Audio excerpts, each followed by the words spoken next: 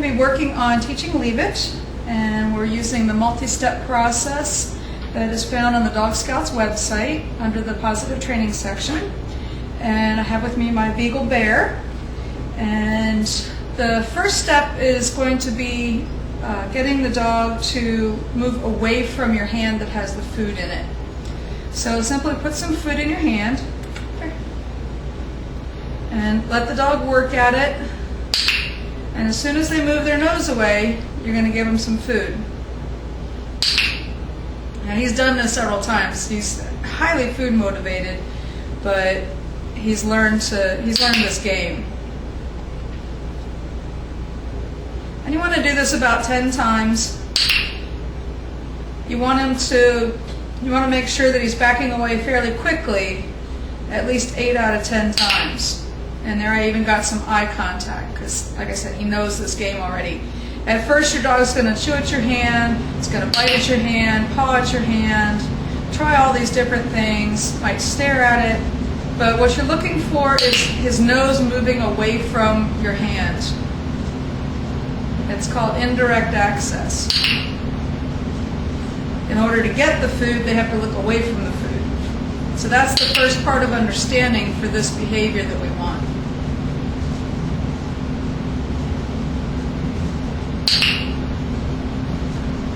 The next step is to play what we call the eye contact game. And to play this, you're going to hold the food out to the side and be ready to click as soon as the dog gives you any eye contact whatsoever. So we've got the food out to the side, and I'm waiting for him to give me any eye contact. Brief moment of eye contact there. That's what I'm clicking.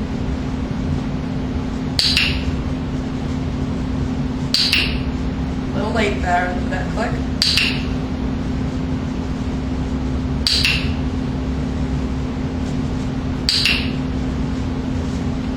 He's played this game before. So what you're most likely going to get with a beginner dog is a brief shifting of their eyes toward you and kind of in your direction. And you can click that and reward it and work them up to giving you full eye contact. Not all dogs are comfortable with giving humans full eye contact. So you might have to work with just the eyes in your direction at first. And some dogs are going to be very intense on the food and not willing to look away. So he's got this figured out pretty well. I would say if he's doing it this quickly, then we're ready to move on to the next step. So here he's giving me about 1 second of eye contact. And that's probably going to be the hardest thing to get, is that first second of eye contact. Once you get that, the rest of it's fairly easy. So it looks like a lot of steps, but stay with it because it does get easier after you get that first bit of understanding where they're willing to give you that first 1 second of eye contact. So the next step is going to be, and you're going to count out, for each of these steps, you're going to count out 10 treats and just set those aside and use those so that the only thing that you're really having to count is if they make a mistake, which is if they don't look away right away. So I'm going to count out 10 treats over here. 5, 6, 7, 8, 10. So we've got 10 treats there. So we'll try the first one. And I would call this a failure because he's not giving me eye contact right away. He's back to trying everything he can to get the food. He thinks we've changed the game.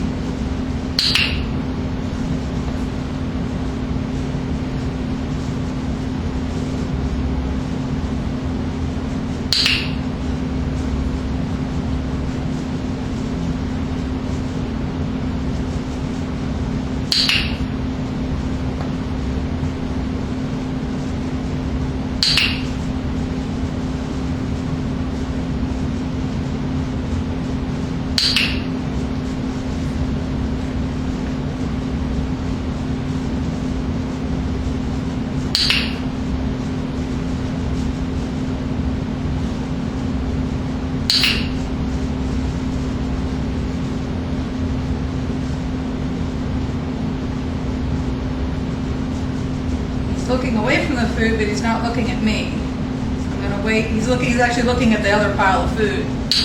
There we go. We got some eye contact there.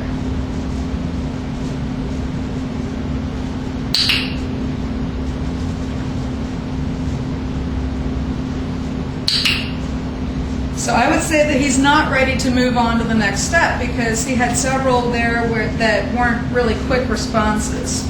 So we would do this again before we move on to the next one, which is waiting for 2 seconds worth of eye contact. For the video purposes, I'm going to move on, but don't rush this. You need the dog to be successful 8 out of 10 times in order to get the understanding, level of understanding. You don't want the dog guessing. If they, hang on, 1, 2, 3, 4, 5, 6.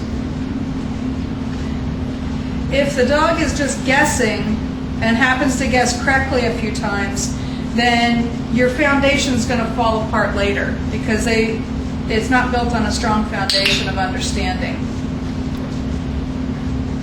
So let's see if he can get this time.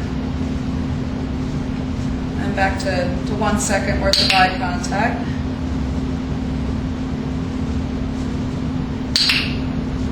And he is getting these fairly quickly, so I would say these so far have been successes.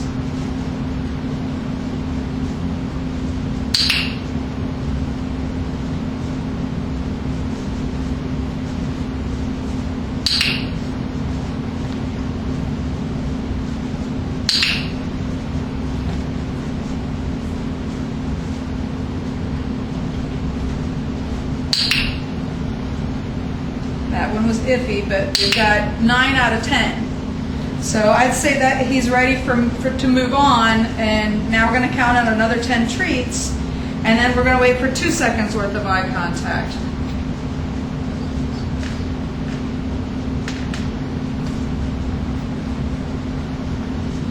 Thousand one, 1,002.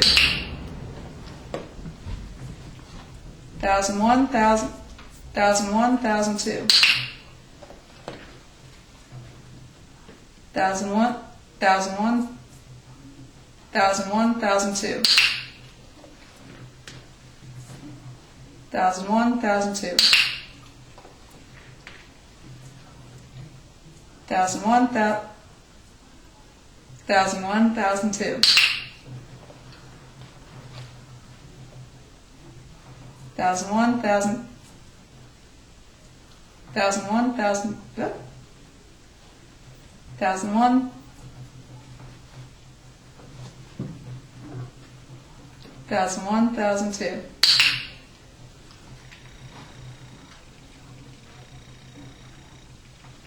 1,001, 1,001, 1,002, 1,001, 1,002.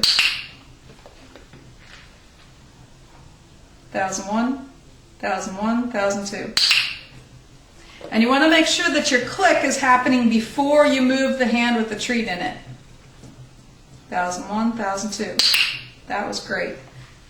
So you're going to continue on with that until you can get 10 seconds of eye contact.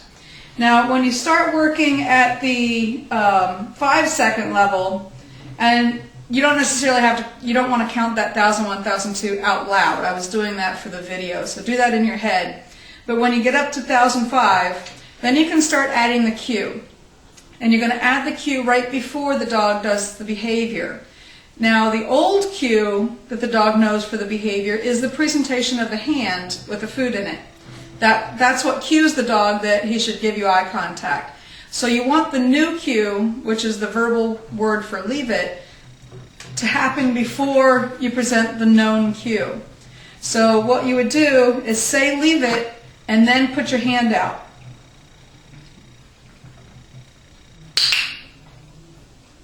And again, you'd be at the 5-second level. Leave it.